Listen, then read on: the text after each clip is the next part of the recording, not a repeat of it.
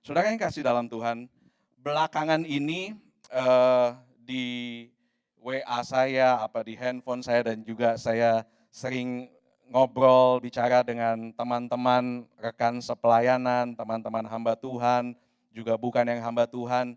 Banyak di antara mereka dan bahkan hampir semuanya eh, berkata atau sedikit memberikan pertanyaan. Mereka bertanya dan orang-orang juga banyak bertanya sekarang, kapan akan normal lagi? Nah, kapan akan normal lagi? Dan bahkan tidak sedikit yang berkata, kalau normal lagi, apa yang saya mau lakukan ya? Bahkan saya juga ditanya, kalau normal lagi, apa yang kamu mau lakukan? Kapan kehidupan saya itu menjadi normal lagi? Banyak yang ngomong begitu. Baik itu anak Tuhan maupun yang bukan, tapi kebanyakan anak-anak Tuhan. Jemaat-jemaat Tuhan ada. Atau bahkan mereka bertanya, akankah ini semua akan menjadi normal lagi? Lalu kemudian karena banyaknya pertanyaan itu, lalu kemudian saya merenung. Dan inilah yang menjadi tema saya pada saat hari ini adalah normal. Lalu kemudian saya merenung, normal ya. Apa arti kata normal? Lalu saya berpikir normal. Tiba-tiba Tuhan kasih juga sesuatu dalam hidup saya tentang normal ini. Normal itu adalah kalau boleh dikatakan sebuah kondisi ideal, itu normal. Kondisi ideal untuk sukses ada, normal untuk sukses kondisi ideal. Kondisi ideal untuk mungkin berhasil, kondisi ideal mungkin untuk beraktivitas, normal, kondisi yang normal, ayo kita beraktivitas. Kondisi normal untuk kita berbisnis, kondisi normal untuk kita beribadah, kondisi normal untuk kita melayani, kondisi normal untuk kita berdoa, kondisi normal untuk kita menikmati berkat Tuhan, kondisi normal untuk kita diangkat dan dipromosi oleh Tuhan, normal. Ketika orang banyak tanya, mungkin nggak ini normal lagi? Kapan sih situasi jadi normal lagi? Kata normal ini tiba-tiba, iya ya, normal, satu kondisi ideal. Nah sekarang yang jadi pertanyaan adalah apakah definisi normal bagi kita anak Tuhan, pengikut Kristus, itu sama dengan orang yang tidak mengenal Tuhan? Apakah sama sih? Saya jadi berpikir, apakah beda ya? Normalnya sama apa enggak ya? Karena bagi kita tahu di dalam firman Tuhan, bahwa manusia kita ini terdiri dari dua bagian, yaitu manusia jasmani dan juga manusia rohani. Dan ketika manusia jasmani kita ini berkata, semua kita di sini punya manusia jasmani di muka bumi ini, kita berkata situasi yang normal dan tidak normal. Dan banyak orang yang bilang sekarang itu tidak normal. Ini nggak normal, situasinya nggak normal. Matius 10 berkata bahwa jangan takut kepada apa yang bisa membinasakan tubuh, tapi takut kepada yang bisa membinasakan jiwa. Artinya ada dua pembagian menurut firman Tuhan, sesuatu tubuh karena bisa dibinasakan, tapi juga ada jiwa yang juga bisa dibinasakan. Kita tahu bahwa kita ada manusia jasmani dan manusia rohani. Dan sekarang, mari saya mau flashback lagi, 2000 tahun lalu, saya mau coba ingatkan lagi, ini anak sekolah minggu biasanya yang hafal, tentang kisah-kisah kehidupan yang normal di dalam firman Tuhan, tentang kisah-kisah tokoh-tokoh Alkitab. Normal, kehidupan mereka eh, yang sehari-hari terjadi. Yang pertama, Yusuf. Yusuf sejak dia cerita mimpinya kepada kakak-kakaknya, maka kehidupannya itu selalu turun. Dimasukin di dalam sumur, ya digebukin dulu mungkin, masukin dalam sumur, dijual, lalu setelah itu difitnah, masuk penjara. Tapi ujung-ujungnya kita tahu kisah Yusuf ini, dia malah jadi orang nomor 2 yang ada di Mesir. Dan dia menjadi penyelamat bangsa Israel. Bagi saya, itu nggak normal. Bagi saya itu nggak normal. Dia kehidupannya turun, tiba-tiba Tuhan angkat. Lalu berikutnya, Saudara ingat lagi kisah tentang Musa. Musa kecilnya, waktu dia kecil, mau dibunuh. Lalu dihanyutkan di sungai, diangkat anak, lalu kemudian dia jadi besar, dididik dengan pengetahuan dari Mesir. Kemudian dia membunuh orang Mesir, lalu dia jadi buron. Setelah dia jadi orang yang hebat di istana Mesir pada saat itu, dia jadi buron, lalu ujung-ujungnya dia menjadi musuh utama daripada Firaun di tempat di mana dia dibesarkan. Singkat cerita, dalam perjalanan dia menyeberang laut yang lautnya kebelah hanya dengan pukulan tongkat. Apakah itu normal bagi saudara? Bagi saya sih itu nggak normal. Nggak normal. Saya ingetin lagi, ada pemuda-pemuda yang hebat, Sadrak, Mesak, Abednego. Mereka masuk ke dapur api yang dipanaskan sampai yang memanaskannya itu mati. Kemudian ketika mereka masuk, kalau normal sih langsung mati. Tapi yang terjadi adalah mereka masuk, mereka nggak mati. Bahkan dikatakan ada 4 orang di dalamnya. Bagi saya, itu tidak normal. Lalu lanjut lagi, ada yang namanya Daniel. Daniel dia dimasukkan ke dalam goa singa, ya, yang di dalamnya ada singa lapar. Bagi saya, ketika seseorang dimasukkan ke dalam tempat yang ada singanya, langsung dalam hitungan detik dimakan, dicabik. Tapi ini singanya nggak gigit dia, nggak makan dia. Bagi saya, itu tidak normal. Nggak normal. Lalu berikutnya ada seorang yang namanya terkenal sekali, Daud. Badannya kecil, ya, masih kemerah-merahan, musuhnya itu seorang yang experience, punya pengalaman di dalam perang. Namanya Goliat. Badannya tinggi besar, lengkap dengan kelengkapan perangnya. Tapi Daud ini dia bisa menang hanya dengan ketapel. Hanya dengan ali-alinya. Lalu kemudian singkat cerita dia mau dibunuh oleh raja Israel yang namanya Saul. Dan bagi saya kalau seorang raja yang punya power, punya kuasa, apalagi Israel, dia bilang orang itu harus mati.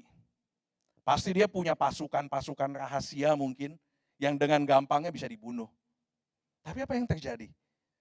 Nggak pernah raja itu Saul bisa membunuh Daud. Walaupun dalam keadaan normal sebetulnya gampang sekali membunuh itu seorang raja. Tapi bukan itu saja, bukan saja dia hidup, tapi malah Daud ini menggantikan orang yang mau membunuhnya. Bagi saya, itu nggak normal. Lagi ada seorang perempuan yang namanya Ruth. Ketika suaminya meninggal, dia ikut mertuanya. Mertuanya bilang, kamu tinggal aja di Moab. Siapa tahu kamu nanti menikah lagi dan lain sebagainya. Kamu lanjutkan saja hidupmu. Sementara anak menantunya yang lain tinggal, dia memilih untuk, enggak, saya mau ikut Naomi. Walaupun dia tidak tahu apa yang akan terjadi nanti, tapi dia ikut, dia pulang ke Bethlehem. Lalu si Ruth ini dia merantau, dia nggak tahu apa masa depannya, kerjaannya pun nggak ideal, memungut jelai, ya, berkas-berkas jelai. Tetapi ujungnya kita tahu kisah ini, dia dipinang oleh seorang yang namanya Boas dan dia melahirkan seorang yang namanya Obed yang adalah kakek dari Raja Daud.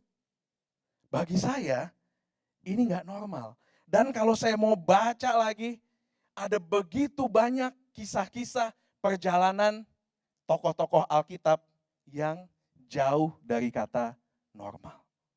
Tidak normal. Kesimpulannya adalah, saya menarik satu kesimpulan ketika saya mengingat kisah-kisah ini. Dan ketika orang-orang tanya tentang normal. Artinya keadaan normal yang menjadi ukuran dunia, sebetulnya bagi orang Kristen sejati, pengikut Kristus, itu nggak normal. Sekali lagi, keadaan normal yang jadi ukuran dunia, sebetulnya bagi orang Kristen sejati itu tidak normal. Atau kalau dibalik, sesuatu yang tidak normal, ya seperti itulah pokoknya. Saudara yang kasih dalam Tuhan, Tuhan seringkali bekerja dengan situasi yang tidak normal, tapi itu adalah normalnya Tuhan. Kira-kira saudara tangkap. Tuhan seringkali bekerja dengan situasi yang nggak normal. Tadi tokoh-tokoh Alkitab itu, kehidupannya nggak normal. Tetapi itu merupakan satu pekerjaan normalnya Tuhan. Ya itulah cara bekerjanya Tuhan. Dia ada di dalam satu keadaan yang tidak normal. Dan di saat itulah Tuhan bisa angkat seseorang. Saudara yang kasih dalam Tuhan, saya mau katakan, keadaan yang katanya normal atau tadi ideal tadi, seringkali bisa membuat kita itu jadi terlena. Seringkali bisa membuat kita itu bisa menjadi tertidur. Kita jadi terlena karena semuanya normal. Semuanya baik. Tapi kenapa Tuhan seringkali bekerja di saat-saat atau di dalam segala keadaan yang nggak normal? Saudara yang di dalam Tuhan, mau tahu apa yang normal bagi anak Tuhan? Saya mau beritahu kepada kita semua. Yang tidak normal atau yang normal bagi anak Tuhan, itu adalah tantangan. Itu yang normal bagi kita. Kalau kita adalah orang-orang Kristen yang sejati, kita adalah pengikut Tuhan yang sejati, saya mau katakan sekali lagi, yang normal bagi kita, itu bukan keadaan yang normal, yang keadaan yang ideal. Tapi yang normal bagi anak Tuhan, itu adalah tantangan. Kenapa Tuhan bilang saya akan berikan kamu penolong yang lain, Roh Kudus yang sering kali saya bicarakan. Karena apa? Dia tahu bahwa kehidupan Kristen yang sejati itu adalah tantangan. Sehingga dia perlu penolong itu. Saudara yang kasih dalam Tuhan, lewat tantangan, Tuhan dapat luas bekerja dalam kehidupan kita. Lewat tantangan, kita itu menjadi kecil, dia menjadi besar. Lewat tantangan, membuat kita itu bisa menjadi bergantung penuh sama Tuhan. Lewat tantangan. Lewat tantangan, itu membuat kita melihat kebesaran, keagungan Tuhan, dan namanya dipermuliakan. Itu tantangan, itu membuat itu semua. Lewat tantangan, hidup kita akan menjadi kesaksian ketika kita menang lewat sebuah tantangan. Lewat sebuah keadaan yang katanya merupakan satu tantangan. Maka kehidupan kita akan menjadi kesaksian bagi orang lain dan menjadi kemuliaan bagi Tuhan. Firman Allah berkata, dari kemuliaan kepada kemuliaan. Artinya dari tantangan kepada tantangan. Karena ketika kita lewat satu tantangan, kita menjadi naik lagi. From glory to glory, menjadi naik lagi, menjadi naik lagi. Ada tantangan, menjadi naik lagi. Saudara, firman Allah berkata, engkau akan terus naik dan tidak akan pernah turun. Kalau naik, itu adalah tantangan. Mungkin sedikit yang tahu, atau mungkin ada beberapa yang tahu, ini ibu gembala kita ini, Tena, itu seorang pendaki dulu. Pendaki gunung. Saya juga dulu suka naik gunung walaupun belum disebut pendaki lah. Ya. Nah orang yang naik gunung, itu tantangan. Capek. Naik itu capek. Dia berjalan, walaupun turun juga ada tantangannya, tapi naik itu jauh lebih menantang, lebih capek. Nah kalau Tuhan bilang engkau akan terus naik, orang biasanya langsung haleluya. Dia lupa kalau naik itu tantangan. Ada sesuatu yang harus dikerjakan, ada effort, ada tenaga yang harus dikeluarkan. Mungkin itu hati yang dipotong, ya mungkin itu ego yang dipotong, apapun itu bentuknya, tapi tantangan. Saudara, mujizat hanya dapat terjadi dalam suatu keadaan yang tidak normal. Sekali lagi saya katakan, mujizat itu hanya dapat terjadi dalam suatu keadaan yang tidak normal. Kalau normal-normal saja, ya nggak apa-apalah, normal aja. Tapi kalau keadaan tidak normal, lalu terjadi sesuatu, bisnis kita, usaha kita berhasil, kita dapat kesembuhan, itu baru namanya mujizat. Saudara, kalau kita berkata bahwa kita ini adalah murid Kristus, kalau kita berkata bahwa kita ini adalah pengikut Kristus, saya mau beritahu, hidup Yesus ketika dia ada di dunia 3,5 tahun aja tuh, hidupnya sangat jauh dari kata hidup normal. Dengan bangganya mungkin kita bilang, saya adalah pengikut Kristus. Kita taruh salib gede-gede di dada kita tuh. Ya, antingnya salib, kalungnya salib, kacamata bentuk salib kali, nggak tahu ya. Pokoknya semuanya salib, tanda pengikut Kristus. Nah, Yesus 3,5 tahun di dunia, itu jauh dari kata normal. Kalau kita melihat, dia lahir aja di palungan. Bagi orang biasa aja itu nggak normal. Apalagi ini raja, tapi dia lahir di palungan, di kandang. Lalu hidupnya itu penuh kontroversial. Kalau baca di dalam Alkitab, dia ngaku bahwa sama kepada ahli-ahli agama, kepada seluruh orang Yahudi, saya ini juru selamat yang ditunggu-tunggu sama kalian. Bagi saya itu nggak normal pada saat itu. Pada saat itu keadaannya nggak normal, dia ngaku-ngaku, padahal dia seorang anak tukang kayu katanya. Sepengetahuan bangsa Yahudi. Tapi dia bilang, dia ngaku-ngaku, saya ini juru selamat. Dan memang dia adalah juru selamat. Tapi nggak normal.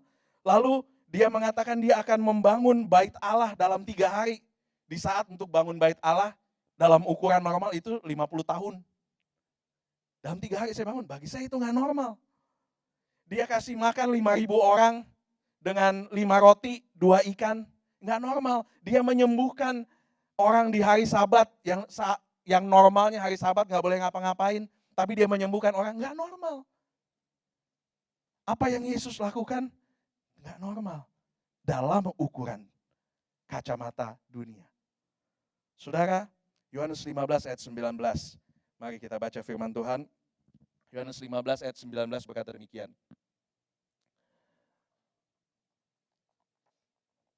Sekiranya kamu dari dunia, tentulah dunia mengasihi kamu sebagai miliknya. Tetapi karena kamu bukan dari dunia, melainkan aku telah memilih kamu dari dunia, sebab itulah dunia membenci kamu. Saudara, firman Tuhan jelas ngomong ke kita.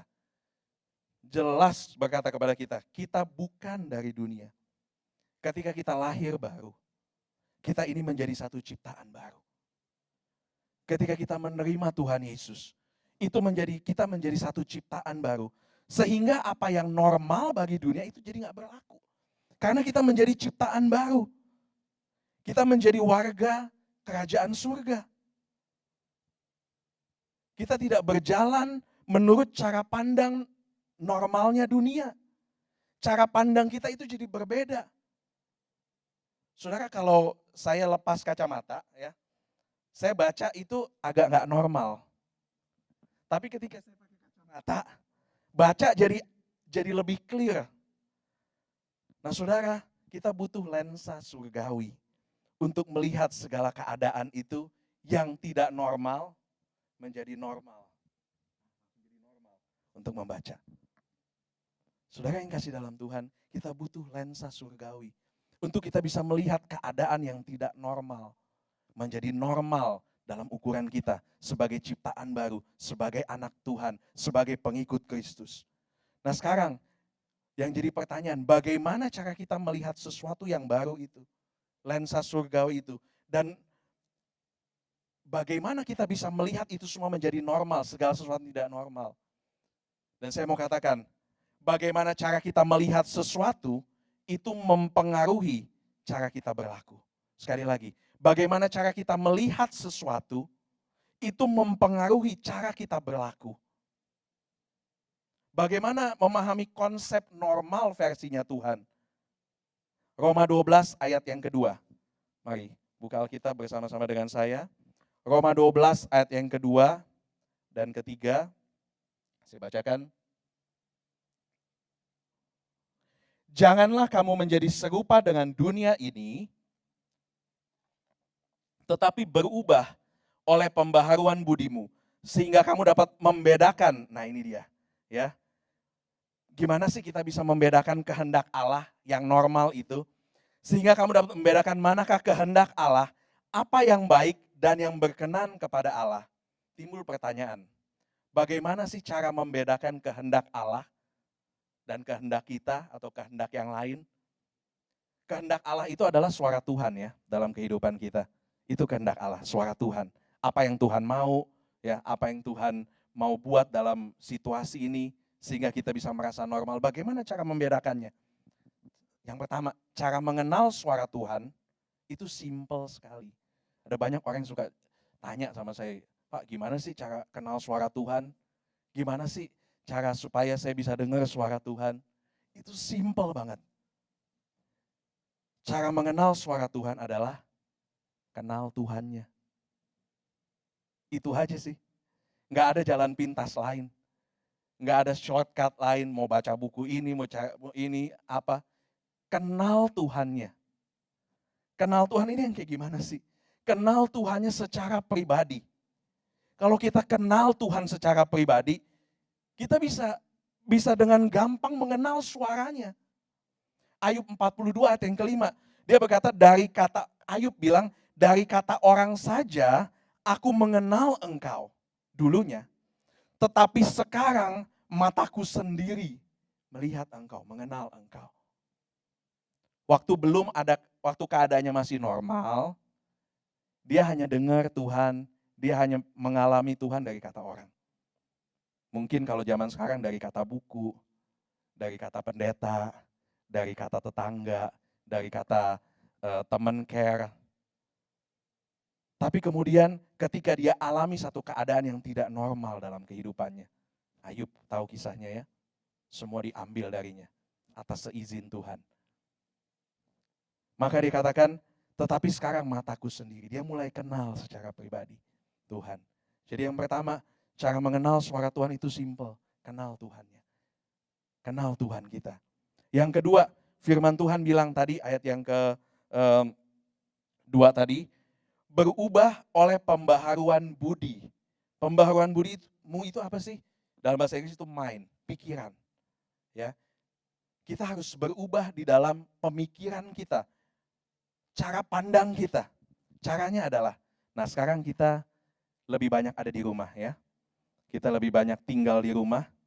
Kita punya banyak waktu. Nah ini tinggal pilihan, saudara. Saudara mau duduk, nonton YouTube, banyak pilihan acaranya, ya, dengan hal-hal yang tidak mengisi kehidupan rohanimu, atau kita punya pilihan untuk kita bisa mengubah cara pandang kita, pola pikir kita, dengan kita baca firman Tuhan. Kita punya banyak waktu sekarang. Kalau dulu alasannya mungkin, waduh kerja dan lain sebagainya. Sekarang Tuhan kasih banyak waktu untuk kita baca firman Tuhan. Yang tadinya mungkin kita bolong-bolong, sekarang kita punya banyak waktu tinggal di rumah. Ayo baca firman Tuhan, pelajari, baca buku-buku yang menguatkan iman kita. Kita dengar firman Tuhan lewat YouTube. Kita dengar kesaksian-kesaksian yang menguatkan. Saya hari-hari saya, saudara, ya, saya isi. Kalau dulu saya paling suka dengar lagu-lagu, semua lagu saya dengar. Tapi sekarang saya isi hampir setiap hari, ya, berapa jam saya dengar khotbah, dari mana aja pokoknya saya dengerin. Supaya mengisi hidup saya. Kesaksian-kesaksian menguatkan, bergaul dengan orang-orang yang menguatkan iman kita. Pikiran kita itu akan menjadi diubahkan. Sehingga kita semakin mengerti cara Tuhan bekerja. Itu. Ayat yang ketiga, Roma 12 ayat yang ketiga. Ya tadi ya.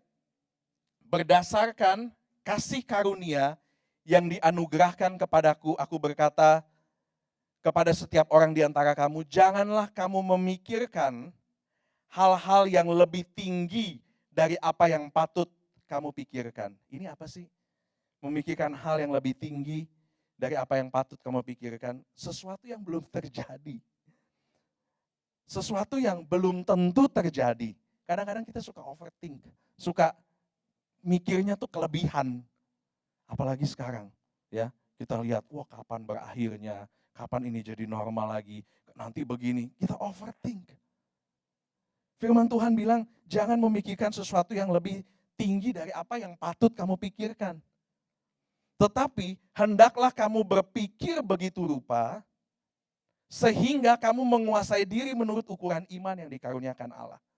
Dengan kata lain begini saudara, daripada mikirin hal-hal yang belum jelas, lebih baik pikirkan bagaimana cara mengupgrade iman kita.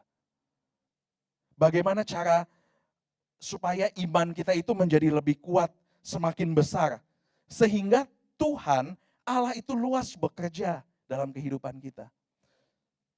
Seberapa besar Allah bekerja dalam kehidupan kita, itu tergantung seberapa besar iman kita. Karena itu firman Tuhan yang berkata. Jadi saudara, saya mau katakan dunia boleh berkata ini nggak normal nih. Tetapi definisi normal bagi dunia itu sangat jauh berbeda dengan definisi normal bagi orang Kristen, bagi saya dan saudara.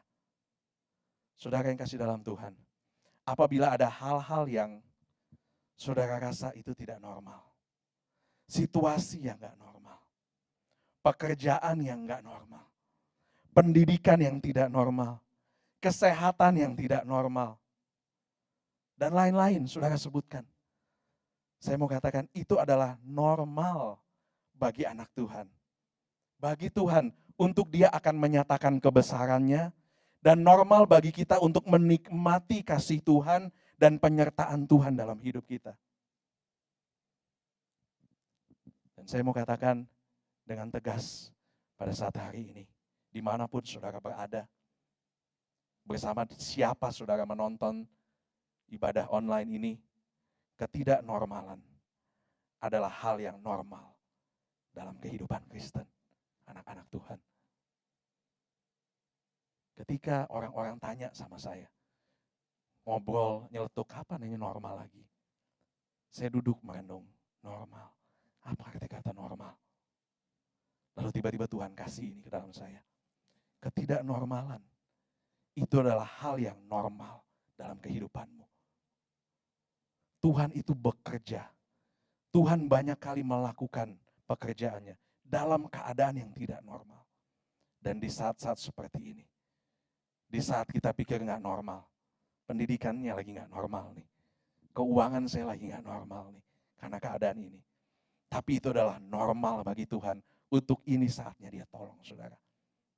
Asal apa?